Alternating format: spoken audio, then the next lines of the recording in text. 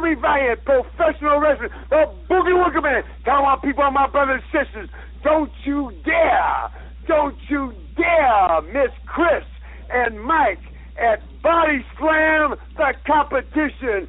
Oh, yeah! There we go. Some words of wisdom from handsome Jimmy Valiant there to start the show this week. We got a good show this week. Fred, are you with me out there? Yes, sir. All right. Glad you can make it in with us, Fred. Fred, we got a great show today. We talked about it earlier.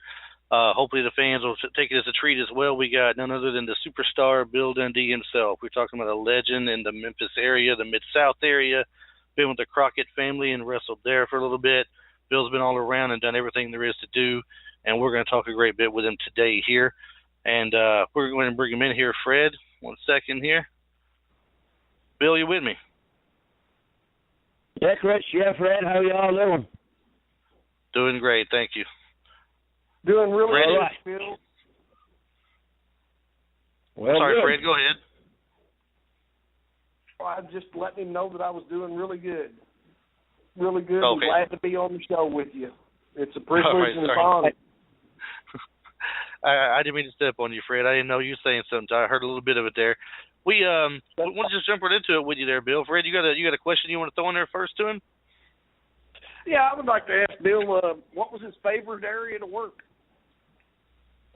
What was your Well, I favorite guess it'd area? have to be Memphis, Tennessee. But I enjoy them all because I enjoy the wrestling business. So, but Memphis, I guess, because I've always lived in Tennessee, so that's home. So, Tennessee.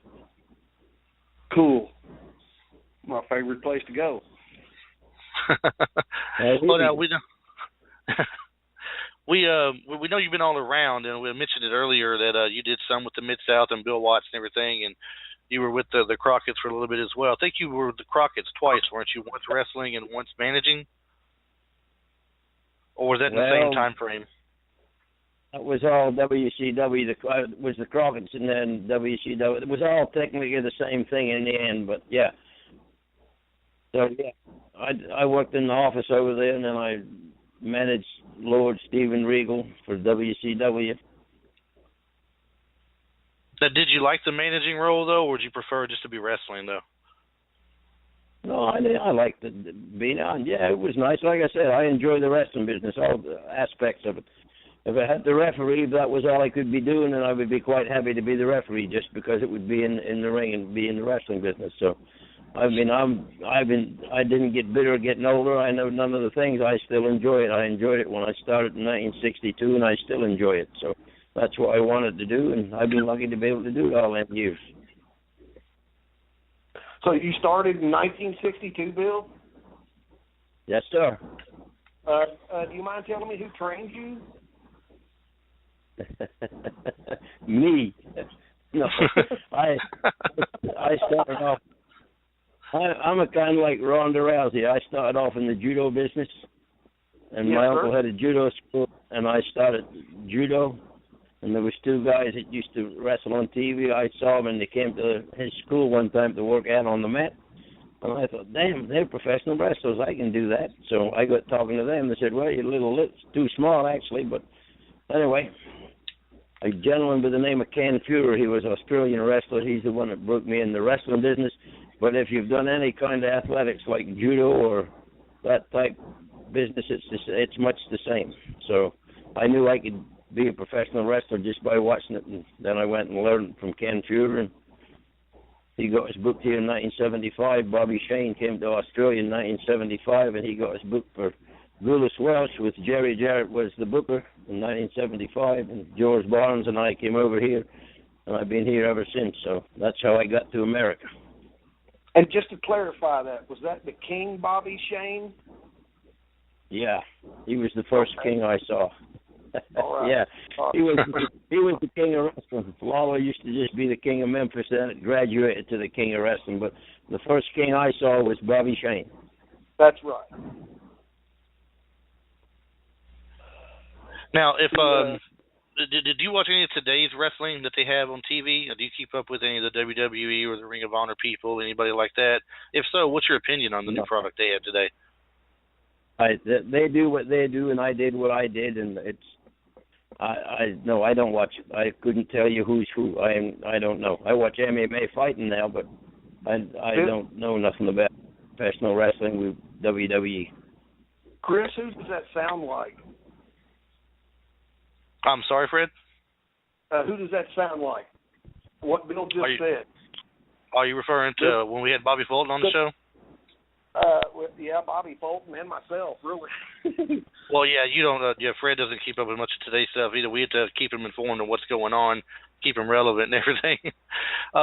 Looks like we have a caller calling in here. I believe I know who this is. I'm going to go and bring him on real quick, Bill. He might have a question for us here. 1 second. All right. Area code 304. I believe it's Mike. Mike, is that you out there? It's me, Chris. Hey, Fred, how's it going, buddy? Keeping your spot warm. Bill, this is Mike. He's my usual co-host on the show. He's had to work today, but he wanted to call in. So, Mike, what you got for us? I wanted to ask Bill what it was like when he was tag teaming with Buddy Landell. The Bill and Buddy show. There you go. No, I love Buddy Landell as a human being, as a wrestler, as a guy, as a gentleman to run up and down the road with. I mean, he was my friend, and what more can I say to you? I mean,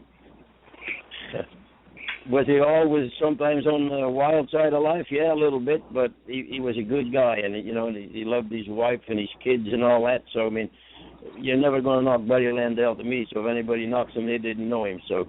Yeah, he had a few demons, but don't we all? But no, I thought Buddy Landell was a hell of a guy. Yeah, sure was. He was another nature boy out there we had in wrestling, and not the one that got the most attention, unfortunately, as a nature boy, but he did a good job, and wherever he went, and it was always fun to watch in Memphis, especially. Like I said, the Bill and Buddy show was one of the things I definitely remember growing up watching on television. Very entertaining. Very entertaining spot when you guys come out and built your own desk and everything and ran Lance and Dave off, told them to take a break or something, had your own desk out there. I think you were calling Lawler and Mantell's match, if I'm not mistaken, and taking pot shots at them from the back, and it was great. See, that was the difference. I don't know how they do it today. I mean, like I said, I've never been in the dressing room with Vince when he's been doing anything or telling anybody anything, so I really don't know. But that was Jerry Jarrett's idea, that build the desk and take it out and do the thing. So, and Memphis back in the day, I think, was way ahead of its time. Yeah. And speaking of Mantell, did you talk to him any of these days? I mean, I know he's in WWE playing the Zeb Coulter character. I'm having a hard time grasping the Zeb Coulter. When I see him, all I think of is Dirty Dutch Mantell. And I don't know, did you speak to him anymore, or have you heard from him lately, or? Yeah, well, we talk every now and again, yeah. Sometimes you show up at the same place sometime, the Legend show or something. Yeah, and I don't know, I can't get into it either. Jed Coulter, Dirty Dutch Mantell, it's technically the same type of thing, but here's the difference. I think back when I don't know if they called us, I was just Bill Dundee, and Jerry Lawler was just Jerry Lawler, and Dusty Rhodes was Dusty Rhodes, and Buddy Landell was Buddy Landell. You can put a moniker in front of them like the Nature Boy or the King or the Superstar or the American Dream, but we were still men. We had, we wasn't trying to be, I don't know what they're trying to be today, but nobody has a real name today. They all have gimmick names. Oh, it all has to be a gimmick. And I personally, we've talked about this time and time again on this show because we're more of a old school kayfabe kind of time frame fans, more or less. We still watch it for the most part, most of us do, but they have taken quite a few stars that we loved to watch growing up over the era, go to WWF and Vince McMahon make a character out of them that's just ridiculous. Terry Taylor becoming the Red Rooster, for example. Right. That just killed me. Dusty Rhodes wearing polka dots. Well, as Dusty told me, he says, I made a lot of money with them dots, baby. Yeah, money, and I understand that, and it's just, and it's a business, and that worked for Dusty. Look at his son. I mean, Dusty Rhodes. That character, that gimmick. I don't know if I would do that, or I don't know. But anyway, I go away with being Bill Dundee for 100 years, and it's worked then, or it's working now.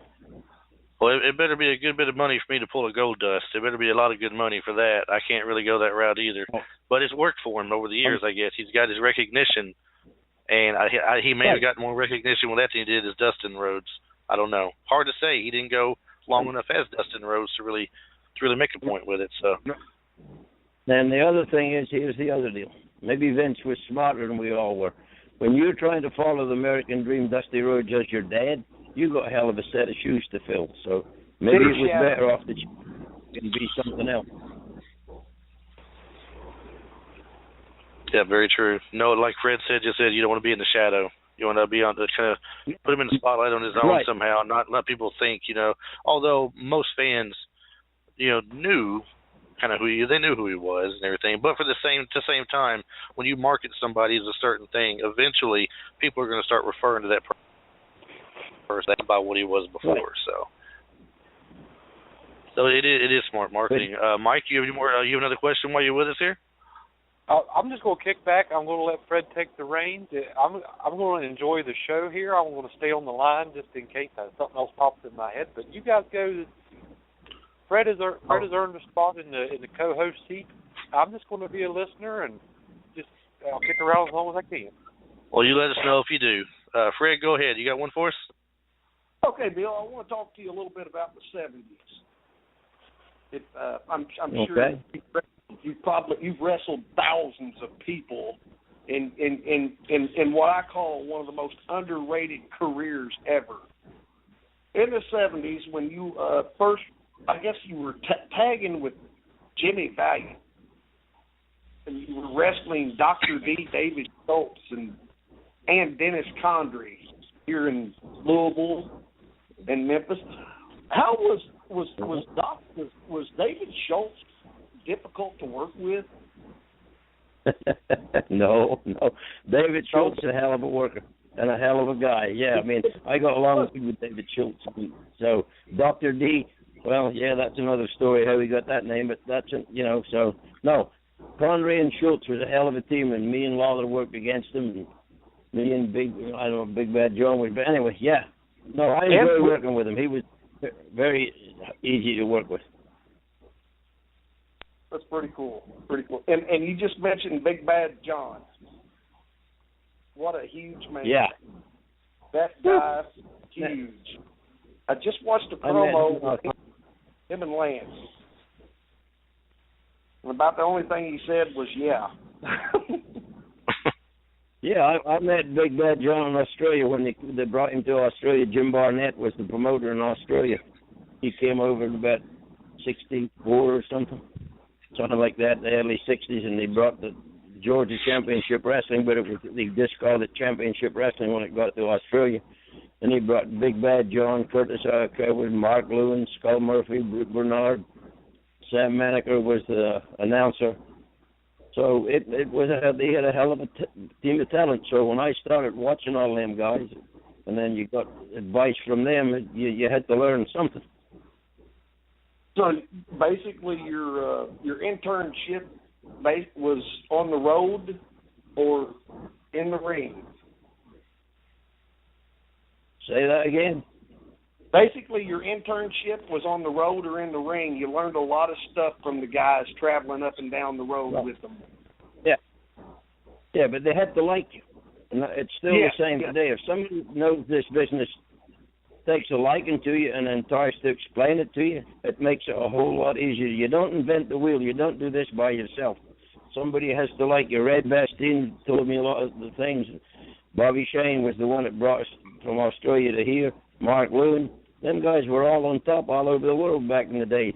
So if they liked you, they would tell you stuff and tell you what you was doing wrong, and that's how you learn. Well, we all know you and Lawler pretty much had the longest running feud in Memphis, probably, or longer than anyone I can remember anyway. Who were some of the others you liked wrestling against, though? How about the longest running feud in professional wrestling? It's still going. Started in 1976. I can believe that. I can definitely believe that. I mean, it's been so. I mean, I can't even keep count how many matches and feuds I've seen you guys go against each other. It's always been funny whether you're against each other or with each other. It's always the greatest either way. The greatest matches against or probably the greatest tag team there, fighting anybody else in the area. Right. There was the people in the Mid-South where we wasn't, they just liked to see me and Lawler in the ring at the same time, whether we started off as partners or we were against one another. It didn't seem to matter to them. They knew something was going to happen before the end of the show. So, they just bought a ticket to see us in the ring together. Now, as far as other people that you wrestled against, who were some of your favorites you wrestled against other than Lawler? Well, I really don't know. Like I told you from the get-go, I enjoy this business, so I maybe all my matches may not be great, but I don't think I've ever really had a bad one in my opinion. So I try to get the best. I don't care who the opponent is, do the best we can with what we got. And I enjoy working. If I didn't enjoy or didn't like the opponent, I wouldn't work with him. So with that, and I had that, around here long enough to say or do that. But everybody I got in the ring with, I half-ass liked them, so we got along. So it didn't matter who it was. I liked working with, he stole my gimmick, the honky-tonk man. Wayne Ferris, a good worker. He was the Blonde Bomber when he was here with Larry Latham. And we did that Tupelo stand fight with Jerry Lawler and me against the Blonde Bombers. We wrecked the concession stand, so I enjoyed that match, and Dutch Mantell. And then as a partner way back in the good old days, George Barnes, and I enjoyed being his partner. Then when he came back the second time, we did a little deal where we wrestled one another, and I enjoyed that. So if I'm in the ring, go ahead. No, you go ahead. No, I mean, like I said before, if I think it's going to be bad or this ain't going to be good, I ain't going to do it. So, and I have to have fun doing it and enjoy myself. So if I don't think I can do it with you, I just don't want to wrestle you. Right.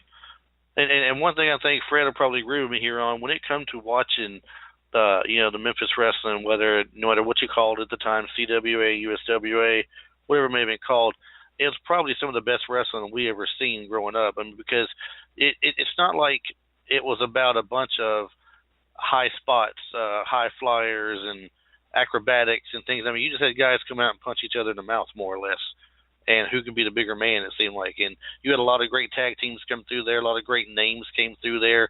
Whether they stayed long or not, they came through there at one point in time and wrestled a bit, because it was like a hotbed for wrestling back in the 80s. And I wondered something. I guess this is more of an opinionated question. It's kind of a two-parter, and I didn't give you the first part there. But the second part of it is, if Memphis had been given a cable TV slot, like AWA, NWA, WWF or something, do you think that they would have gone further and maybe competed more than what they did against the larger companies at the time? Well, everybody had a territory at the time they did it, so when Jerry Jarrett run this one, we went to Memphis every Monday night and damn near sold it out every Monday. I don't know another territory in the world that did that. So they can tell you about the Crockett, they can tell you about the McMahons up in New York doing what they did, or whoever else, or Vern Gagne out in Minneapolis. Nobody outdrew Memphis on a Monday night. We were there 52 weeks a year, and most of the times it was full. Mm-hmm. If I can elaborate, Chris, a little bit on this Memphis ordeal. Mm-hmm. Elvis Presley knew that wrestling was at the Mid-South Coliseum in Memphis on Monday nights. Sybil Shepherd knew it, and so did B.B. King knew it. Nobody was going to mess with that. Nobody. You can take Elvis to the Mid-South Coliseum in Memphis once a week. The crowd's going to start dwindling down eventually after about the third or fourth week.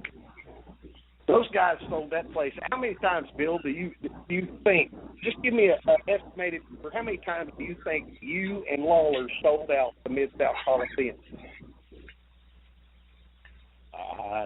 And again, we we used to make the TV. We had no idea. People would watch the TV and emulate us and think it was this, it was that. And it was the same thing. We'd show up Monday night and hope it sold out, because you got a big payoff when it sold out. So I really don't have a clue. We gave it no thought. That was just what we did for a living. Now, I do remember reading somewhere once that WCW came to town and tried to go up against you guys, And I believe I read that you guys outsold WCW there in Memphis, which is not hard to believe at all, being that Memphis, wrestling's so big there. I guess they thought, since they brought in names like Dusty Rhodes and Flair or whoever else they may have brought at the time, they probably thought they could outsell you guys. But from what I had read and understand, you guys outsold them easily. Y'all sold out, and they had a lot of seats left open available. Right. I mean, Memphis. If you're homegrown to Memphis and they like you, I don't care who they bring in against you. They're going to back the local dudes. And like I said, Jerry Jarrett was everything I got. I owe Jerry Jarrett. He was one of the smartest men I ever ran. I don't know. He wrestled for a little while, and he just worked in the office and he booked it all. And here's the other thing: the puppet only dances as good as the puppeteer. And Jerry Jarrett was one of the better puppeteers in this business, and he could get his puppets to dance anyhow he wanted them, and most of the time we were selling out. Well, you mentioned if you're homegrown to that point, nobody can compete with them. That is true. I wasn't from Memphis. I was from outside of Nashville, and you guys would come to the fairgrounds in Nashville on Saturday nights and wrestle there. And I remember whenever I seen yourself go to the Crockett's, and I seen Eddie Gilbert go to the Crockett's, and wrestle a little bit, I couldn't help but think, I was mad at one point because I kept thinking, man, they're so underused. Why aren't they taking advantage of these guys? Because these guys are great, And I was expecting any time, for some reason, Lawler to show up at the same time and have like three of the greatest people to come out of Memphis in my time anyway, growing up, showing up at the Crockett area to take over. And of course that never happened, but I mean, I always thought that that they didn't use Eddie Gilbert to his potential, or you either one really, as far as wrestling goes. But that's probably just a fan's perspective on it. I mean, I know you said you like doing whatever you can do when it comes to wrestling. You were happy with it. But as a fan, I guess I always wanted to see more, like them putting you up against some of the more top names there, like you had faced in Memphis when you were there. I don't know what they were thinking. Like I said, the puppet only dances as good as the puppeteer, and whoever does the booking writes your name down alongside somebody else's, and that's what you got. So I don't know. I worked in the office with Crockett, and I worked in the office with WCW, and I can't really say I enjoy being around Dusty. I think Dusty Rhodes is one of the funniest guys, and to me, he was always nice to me. Does everybody like him? No, I don't suppose they do, but I liked him. I got along good with him, and, it was just, and he had his way of doing things. It was a little more showbiz to Dusty than it was to me, but so he would come up with characters and all kinds of things, but he was very good at what he did, too, and he could work. I always loved listening to him talk. That was my favorite thing about Dusty Rhodes, listening to him talk. He was a great promo. Well, that's what you had to do back in the day. You had to talk him, get him off their ass, off the couch, and get him to go buy a ticket and come see you Monday night or whatever night you're wrestling. See, we wrestled in Memphis on a Monday night, Louisville Gardens at Louisville, Kentucky on a Tuesday night, Evansville, Indiana on a Wednesday night, Spot Show on a Thursday night, or we would go to the Rupp Arena in Lexington, Kentucky. Then we would come to Tupelo on a Friday night, Memphis TV on Saturday morning, and then do Jonesboro, Arkansas on a Saturday night and go home. We did that for 20 years, them towns. And made a lot of money out of just what I'm telling you about. And now what you're saying there kind of leads me to a question I had listed on here. You said you don't keep up with today's show a lot, and I'll tell you, today's show's based on the writers. These guys get there, and they look like they're struggling sometimes. Some of them do, to get the words out, like they're trying to memorize a script thrown in their hands and put those words out there, which is so much different back than what it used to be, because you guys didn't have people writing for you that I know of anyway. It seemed like y'all come out there and it was just natural for you to come out there and talk to the crowd, talk to the camera, sell the tickets through the camera like that, make people believe they want to come see what you're putting out there and everything. That's like the same difference, I guess, versus writing versus booking in a way. What would you say how could you explain the difference in booking versus the writing they do today for the shows? Well, I have no idea how the writing part works. I have no clue what they do when they write the show. I have no earthly idea. But if you was the booker, you went to every town, you hired the crew, brought the boys that you liked in or you knew would do what you asked them to do, and you wrote the show technically. You may not give them all the interview, but you let them be themselves. I mean, if you're with handsome Jimmy Valiant, how you going to slow him down? You hear what his interview is. That's how handsome talks. So you have to bring that out on him, and you have to put him in the situation where he can use that. So I don't know what they do when they write it, or if they tell people what to say or don't know what to say. But I can tell you this: if you make a movie, it takes sometimes 2 years to make a movie, and be a script at one little time with the words that you say and the words that the other whoever. I don't think you can do. I know you can't do in wrestling. They say that's what they do over at Vince's, but I don't know what they do. But very few people get their own way. Well, that's I know what's best for Bill Dundee. Big Dusty knew what was best for him. Handsome Jimmy knows what's him, so you just let him be Handsome Jimmy. You let the American Dream be Dusty Rhodes, and you let me be Bill Dundee, 5'7", 210 pounds, of the meanest 5'7" you ever saw. Well, that's definitely the thing today. They don't give very many people leeway to be themselves. I think the last person that got leeway to be himself was probably Stone Cold Steve Austin after he got rid of that awful gimmick they put on him of the Ring Taskmaster, I think it was called, or Ringmaster, something like that. When he got to be Stone Cold and they let him loose, that was him being himself, more or less, he said. And that's the last person I can remember getting that kind of leeway between him and The Rock, I guess. But to me, today just doesn't really compare to the way it used to be, because you guys are more believable back then, and I never understood. I mean, I don't know what it took to do something like that. I mean, you had to literally be furious, to me, it would seem like. But I recall quite a few interviews with all you guys there, yourself, Lawler, Gilbert, Jarrett, come out there and look absolutely furious, red in the face, mad, like you're just going to fall over any second of a heart attack. But put that promo out there, and in the most angry tone I've ever heard, and probably went right back to the back laughing because of how great a job it just was you did and everything. It was just that good. And I couldn't put myself in that situation, I don't think, and pull that kind of a promo off. That was just some really good stuff back then. I don't think that if you did whatever you was doing, if you was mad, if I was mad at Lawler, I was mad at Lawler. And I had it in my head I was mad at him. So it's not hard to do that, or him, me, you know what I'm saying? We knew the history of one another, so you can feed off of that. So like I said, I don't know how they do the show. I don't know how they write it and give somebody an interview. I don't know how that works. I never did that in Memphis. That's not what we did. But Jarrett would give you points, or the book or whoever, and you would say, well, Bill, you're wrestling for the belt. Go out and say this or do that or bring it or incorporate it in your interview. So they would give you the pointers to go with, but they never give you your interview. And if you didn't feel it, that was up to you. I mean, look at Handsome Jimmy. He would say all kinds of things and not say nothing about his damn match, but he would sell out. People bought what he was saying. Bill, we just talked to him Friday, myself and Mike, who Mike might still be holding with us here, but when we talked, we had to record an interview because he wasn't available on Sundays, so we just talked to him day before yesterday, and he can still do it, just like he used to. And you heard the little thing I played early in the show, probably. It was that he did a little commercial for us. He said he wanted to do a commercial, and he said, now you play that whenever you want. And he goes, that's hot stuff right there. And yes, it was. Yeah, he still talks just like Handsome Jimmy, Boogie Woogie Man, whatever you want to call him. He still has it when he wants to. Now he had a normal tone to him through most of the interview, but when that commercial hit, he was full-fledged character on.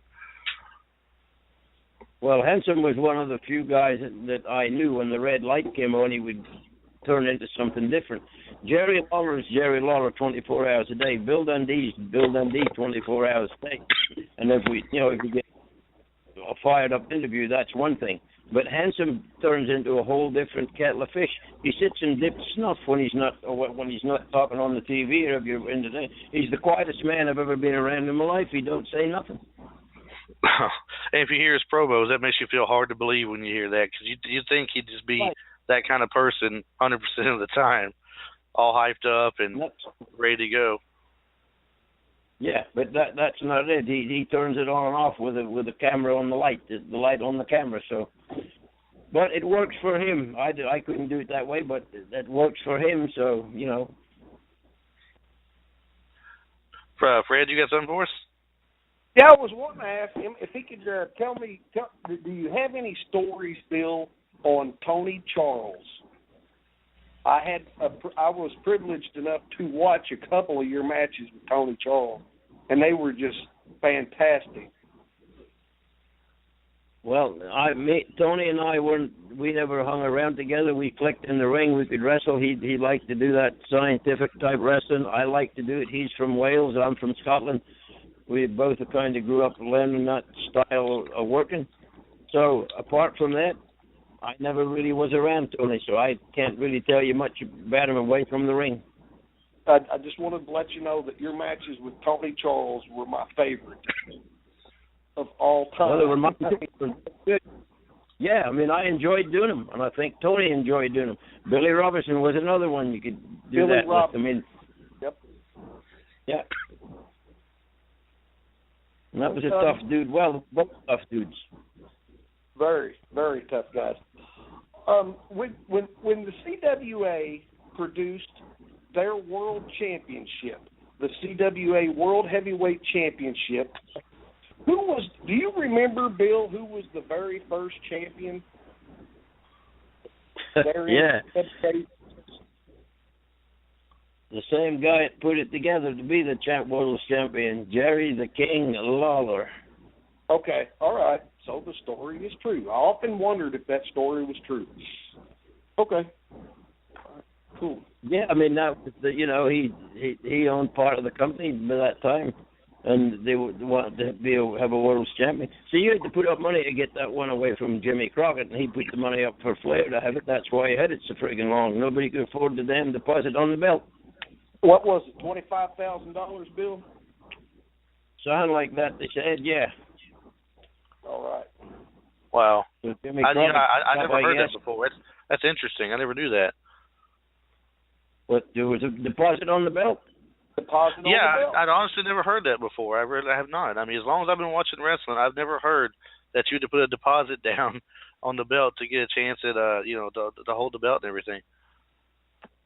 Yeah, well, I mean, if you run away with it, it would be that it was the real belt. So, I mean, you know what I mean? They didn't want nobody to run off and steal it. Exactly. And believe me, that has happened to the original type champion. Sometimes the guy would just leave with a belt, but that's another story too. But anyway, yeah. Well, Lawler was.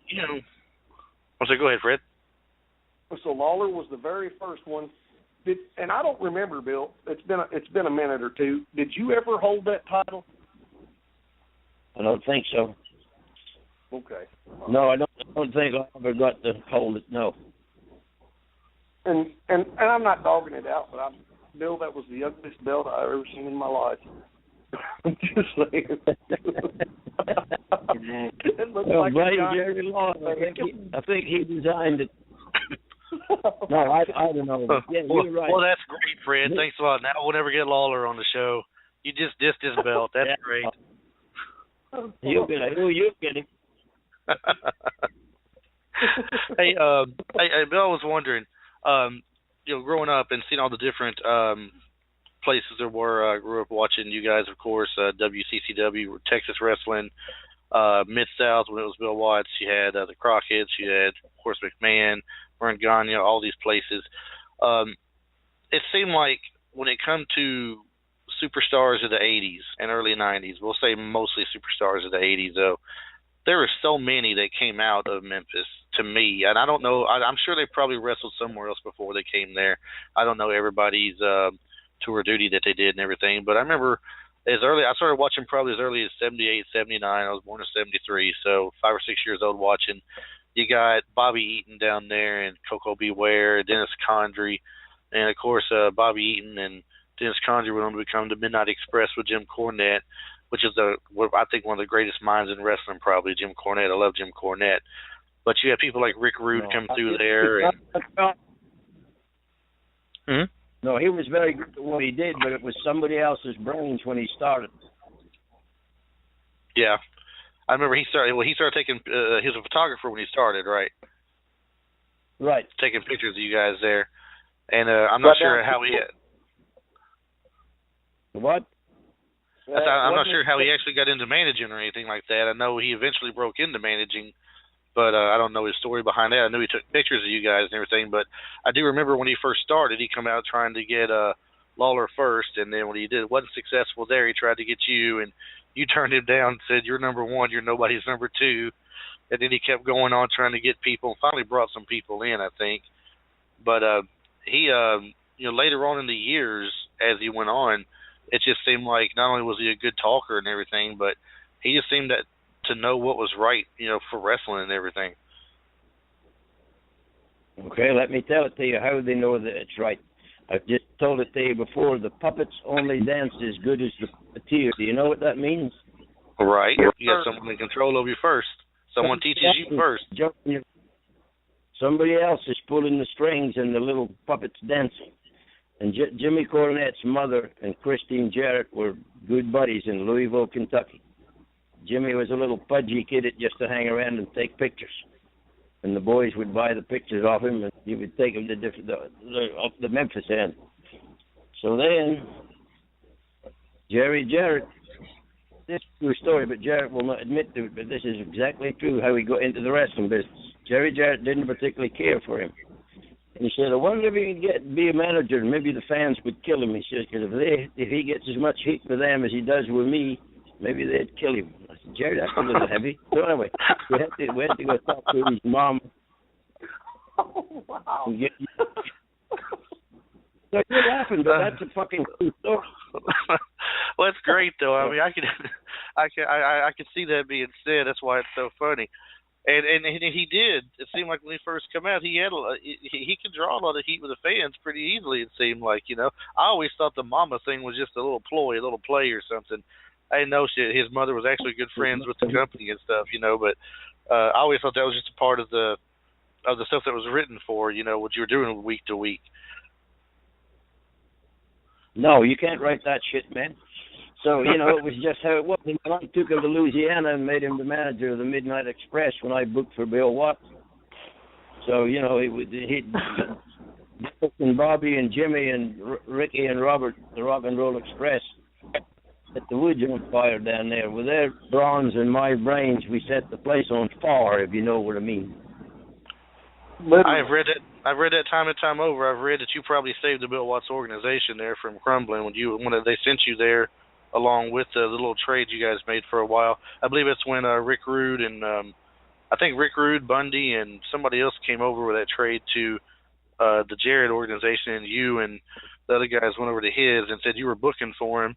And if it wasn't for your new style of booking, he called it, because he was real big on the big guys, I guess, that he probably would have went under a long time earlier than what he did. Yeah. And then when I left, they couldn't follow me, and it went under anyway. He sure didn't last long. It didn't. He ended up selling out to the Crockett's eventually at one point. It did not last that long at all, no. But, I mean, like I said earlier, there were so many people that come out of there. I mean, you had the Midnight Express come out of there along with him, thanks to you guys and all, and you had Hogan come through there. I'm sure, I'm not sure. I'm not saying you guys made Hogan, but he come through there at one point. You had Randy Savage there at one point. That was a big draw and everything, and Rick Rude and Bundy and the Undertaker was actually there at one point. A lot of the younger people today don't realize that what the guys did before they got big in like WWF or something. Before the Undertaker showed up, he was in plenty more places. But he come into Memphis and took the belt right away when he come in, didn't he? I don't really remember. I mean, it was just another guy. I mean, he was Mark Callis when he came into Memphis. Tall guy with red hair. I mean, he was a big old boy, but so was he? You can't. There's been so many of them come through there. You kind of forget until someone brings up the name. So I'm sure there's a ton of people. Yeah. We run 7 nights a week, and and did a TV show live on Saturday. We had the most watched television show in America, bar none. At the time, we was doing that live show in Memphis.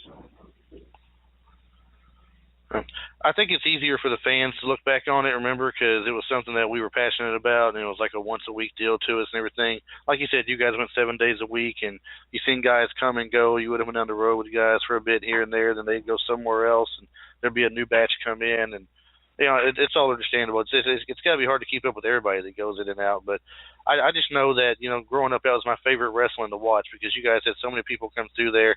It was always fun to watch. I love the fact that Lance never knew what was going to happen, for the most part anyway, that he never knew what was going to happen until it happened, because that made him so much more great when he was out there discussing, you know, calling the matches and everything. It was always fun to see. They were a great duo themselves, him and Dave Brown, calling the matches. And I can't help but wonder why he doesn't get more notoriety these days. You know, everybody talks about good old JR. They talk about Gordon Soley, Bob Caudle and all, but, you know, where does Lance fit in out there? Do you think does he get enough recognition for what he did over the years? No, but I'll tell you why they don't, because JR went and worked for WWE, so when you're on their TV, the whole world's watching you on Tuesday night or whatever night you're running. Lance was like me. He basically stayed in Memphis. He did that TV show, and he never really left. He went for a little stint up to Vince, I think, and then, like I said, I went over to WCW for a little bit. But the home is where the heart is, and, you know, I liked it here, so we're still here. No, we've got enough recognition because everybody don't know who Lance Russell is. Everybody don't know who Bill Dundee is. Which is really a shame, to tell you. Right. So it really irks us as fans for the most part. It does irk us because you get this WWE Hall of Fame. They talk real big about it every year, and we all know the key to it is right at the beginning, WWE Hall of Fame. So I guess if you've been big in WWE, you're going to get in there over a lot of people, but there's so many other people in wrestling, and he's bought out all these organizations' rights and stuff that they had before. Like, he bought out WCW, the library for the Von Erichs and all that wrestling. He bought all these libraries and rights to wrestlers and all, and yet, even though he owns the rights to them and things, it's like he still doesn't put them in the Hall of Fame. He puts people in over them that he created or that worked for him for the longest. You don't see Wahoo McDaniel in there or Ivan Koloff, but you see a Rikishi or even Coco Beware is in there. I know he spent time with them, but I'm sorry, Coco Beware doesn't belong in the Hall of Fame before a Wahoo McDaniel or an Ivan Koloff or even a Bill Dundee or a Lance Russell. But, no, I'm with you, but you know how this business works. If it was the same when we run Memphis. If the booker didn't like you, you usually wasn't here long. And I'm not, when I mean, you know what I'm saying? If you think, well, he's the shit, so he's this or that, you don't get along. You're just figured out, or you're not figured in. If you ain't figured in, you don't make no, so you leave anyway. And that's just business, and everybody that's been in this business knows how it works. Mm. So, will it bother me if I don't be in Vince's Hall of Fame? No, because it's a work anyway, right? What do you do to get in? What is the qualifications to get into the Hall of Fame? Somebody tell me that. Fred asked that same question last week when he called into the show. He asked, we were talking about that, people who are not in there. And there's a ton of names that are not in there. And Fred, you asked that same question.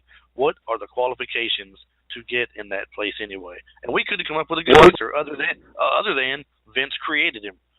You know, that was our biggest answer. And it's his Hall of Fame, so he can put anybody he wants in it. And you can't say Vince McMahon is a stupid man. He's a billionaire. And it all worked for him. Smoke and Mirrors seemed to have done great for WWF and became the WWE. And I'm happy for all the guys. There's more millionaires in the wrestling business today as wrestlers than there ever was. So I'm happy for all them guys. And, you know, is it good for the business in general? No, because nobody learns nothing. The territory is just where you learn. When you came to Memphis, you went to the Crockett's, you went to Minneapolis. There were 25 places you could go and learn how to do this. Now there's one, Vince. Yeah, we try here to kind of support the indies if we can on the show as well. We have another show we're actually starting. It's going to be during the week, so we're going to have nothing but independent wrestling on. Bringing some of the guys in to talk to us and tell us their stories, what they're about, and hopefully some of the promoters as well to give us an idea about their companies and everything to try to help promote it. There's quite a few of the independents out there, but they just don't get the recognition that you could get. And they talk about, Vince taking all the talent from the indies if he can. He gets all the top names and takes them, then he just benches them and don't do nothing with them, which I think is just some of the dumbest stuff ever. When you've got Ring of Honor, you've got Jeff Jarrett's organization, I'm not sure if it's taken off yet or not, the Global Wrestling Federation. He's got champions already, but I don't think it's taken off on a weekly basis and no TV show yet. You got your Lucha Underground, your New Japan Wrestling is becoming big here, finally, people seeing that. So there's places these guys can go if they can get some recognition at least, but nobody is putting them out there hardly. When you see one of their shows on TV, it's 2 o'clock in the morning. Who's up at 2 o'clock in the morning to watch this stuff? Right. I agree with you. So if you don't work for Vince in mainstream, you don't really work at all. I mean, nobody knows who the hell you are. Now, I've been here since 1975. I've had a hell of a run here. I've always lived here. People still know who Bill Dundee is. Yeah, most of them are dying off or in walkers. I understand all that. But they're still around, and they still support Bill, you know. But I'm not trying to get in this friggin' business. I'm trying to get out of it type thing. So, I mean, I still enjoy it or I wouldn't go. But I don't know where it's all going to end up. Vince can't keep eating up talent the way he's doing it, or he'll run out of it. He's running out of it now. But they're all hurt. And Stone Cold, yeah, The Rock and Stone Cold were the last two that I think was big stars. Well, Cena's in one now. The rest are just on the card. Well, he's got so many, Bill. I know you don't watch it, but he's got so many guys right now. And Fred, you know what I'm talking about. Cesaro, Dean Ambrose, a couple others, Dolph Ziggler. These guys could be really big if they would put some time into them. They've already got what it takes to do it, but they're not giving them the time to do it. They're pushing people that they want to see still, like the larger guys like Roman Reigns, even though some of the fans don't want to see it. They'll push him more, and Brock Lesnar, which you can't help but like Brock Lesnar a little bit, but all he does is suplex people 500 times a match. That gets rather old after a while. He can't talk for himself, so that's why they got Paul Heyman with him. Paul Heyman does all the talking for him and everything. So Paul Heyman's probably one of the more entertaining talkers they've got on the show, and they spend too much time talking as it is. On a 3-hour show, you probably get an hour of wrestling, which is really ridiculous. Hey, Chris, could I interject for a moment? Sure, Mike. Glad to see you're still with us. What's up? Hey, I wanted to say something. Bill had mentioned the fact that Vince isn't stupid because, you know, he is where he's at. And my theory is why he eats up all of the indie talent and puts them on the bench is because they can't work against him if they're working for him. Even if they're sitting at home collecting more money than they would be out working for a smaller organization, they're not out helping build that organization up to become competition for him. Yeah, you have a kind of a point here, but if you don't get a television show, you ain't competition to nobody. If you're not being seen worldwide on a TV show, or at least all of America, or all in there, or at least around the spot where you live, then nobody knows you. You have to be on TV, and most of the indie guys that promote wrestling don't have a TV show. The only hope they really had for a while was TNA. That was probably the biggest hope you had as far as being a competition, because they were on a cable channel at least, and they did have some names for a while, but they didn't have a good direction. They didn't have a good sense of direction when it comes to wrestling. They had the money, but no smarts. They did have one. Jerry Jarrett was running for a while, and then whatever happened there, and Dixie Carter got her nose in it, and that's what I'm talking about. Flute, so. That's what I'm talking about. If they could have just stayed together, you would have had the smarts of the Jarretts and the money of Dixie Carter. You put those two together, I guarantee you they would have been competition and put some wrestling talent out there to compete somewhat against them. I mean, it may not have been threatening to overtake them, but it would have been a good option that you could watch and be close to taking over. Right. It was the same with WCW, Ted Turner's outfit. They didn't kick his ass. They just closed it. It had nothing to do with Vince McMahon closing it. It was all an inside, you know, they bought more points from Ted, and then WCW, what's the name of the wrestling company? What was it? Turner Broadcast. They never beat them. They just was a money thing. Ted made money, and they got all the points, and they closed wrestling. So it wasn't nothing to do with the talent. They had a lot of good talent over there.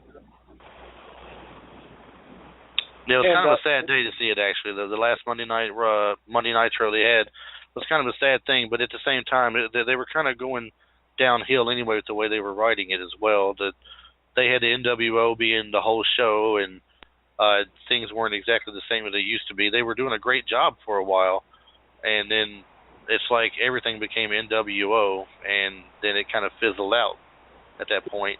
Who was in NWO? Who was in it? Oh, yeah, well, you want to talk about the main guys? We got Hogan, Nash, and Hall for your main guys, so Hogan being the biggest. You said the first name first, then he's going to be the star. Second guy was Eric Bischoff. He was Hogan's boy. So, it was, I understand what you're saying. Yeah, definitely a sad time. But Fred, you got another question for us or anything you got? We got about eight and a half minutes left here. Okay. There seems to be a lack of managers in wrestling in general, throughout it global. To me, Bill, why do you think that is? Why do you think we don't have the managers like we did in the 70s and 80s? The wrestling managers, I should say. I really don't know. I don't know. Tennessee was, when I came here, had more managers than I'd ever seen in my life, and I really don't know why half of them did it. And Cornette was good, and we put him with the Midnight Express. That worked. And Jimmy Hart was very good. Oh, he could manage anybody and get over. So I really don't know. You have to have talent to be a manager too, and you got to be pretty smart. Right. You know? Well, I don't know. Where do you find them? Where do you find the talent? Most of the guys in the Indies are not great friggin' workers. But it's not their fault. They only work once a week. What you tell me a guy's on the indie circuit that's working 7 nights a week? No, there's nothing like that going on. I don't know of any of them. Right. So we run Memphis and did the TV, and we run 7 nights a week around Memphis, around Tennessee. So we were working every night and with different people, different guys. Billy Robinson from England, he taught you some shit. Tony Charles from England, he had. So you was learning your craft. You was learning what to do. There's no place to learn. Vince tried it when he had Danny Davis worked that good for Danny. You had OVW. Danny runs his own stuff now, but Vince made him a lot of money because he was turning out. Yeah, well, that's where Cena come from, with OVW, right? Cena, yep. I believe Cena and Orton both, didn't they? Or was it Cena and somebody else? Cena, Randy Orton, Dave Batista. Batista, yes, that's what I'm thinking of. Yeah, so, a lot of people come through there, so he did. Yeah, but you can't keep turning the map fast enough as if you had 30 places to go and everybody's running a wrestling card, 7 nights a week. There would be 7 shows a night. If all the territories used to run 6-7 nights a week. So you were working 6 or 7 nights a week. It didn't matter where you was. So you have to learn something. Well, that is true.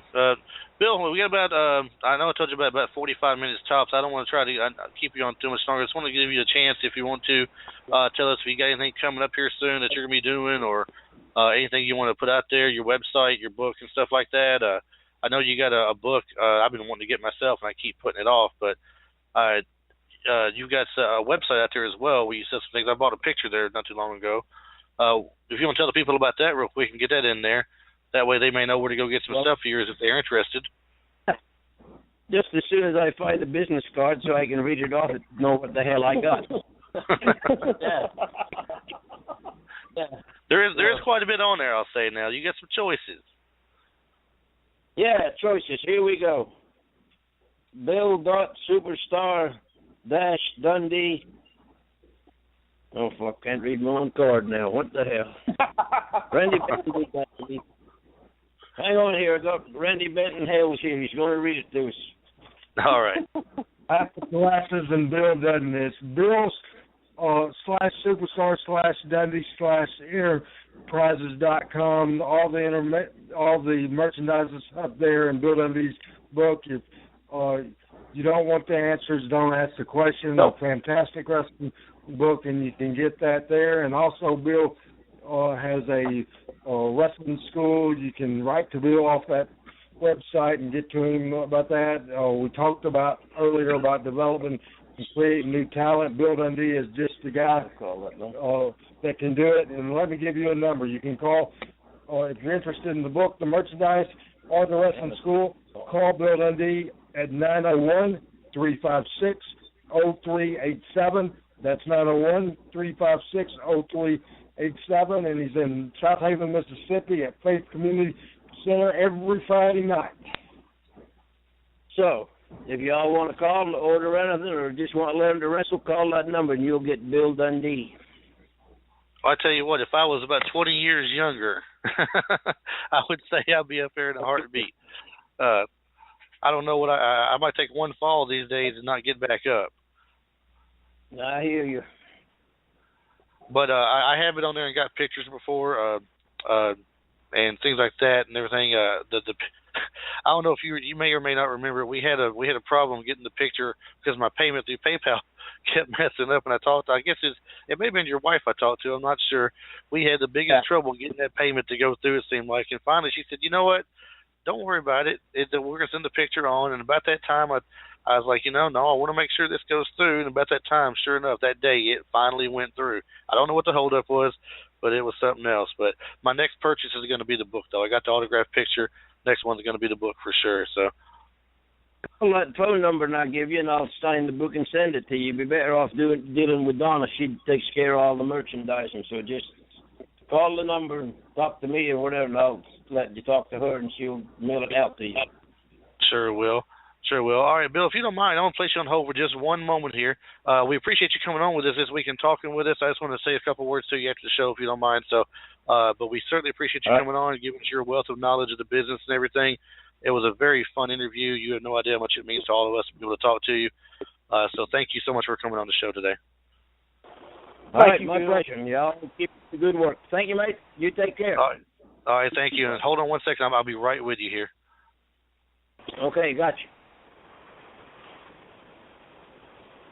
All right, guys. So we got about 2 minutes here to wrap up here. Just want to go ahead and Fred, thank you for coming on co-hosting tonight. Mike, I'm glad you got to come in with them as well. Even though you had to work tonight, I'm glad you got a chance to sneak away. And Fred, hopefully I wouldn't miss it for anything. All right, and fans, if you're listening to go to link to YouTube, the link to the podcast, they're there, along with the older podcasts that you can listen to as well. Don't forget to download, register with the site as well with your email, and we can get those out to you in email every week without you having to tune into the show. You can get it straight from your email box. But we definitely want you to show up there and sign up, as well as friend us on Facebook as well. We're always on Facebook, putting new information out there, advertising our guests coming up. We have a recorded call with Jimmy Valiant coming up this Wednesday we're going to release. And next Sunday here live on Blog Talk, we have Ricky Morton of the Rock and Roll Express. So we hope that everybody's going to listen then. Mike, we will see you next week on the show. Fred, I want to go ahead and end the show here with us as well. Thank you for calling in, and we'll talk to you guys later, okay? Thank you. All right. New Day Rock.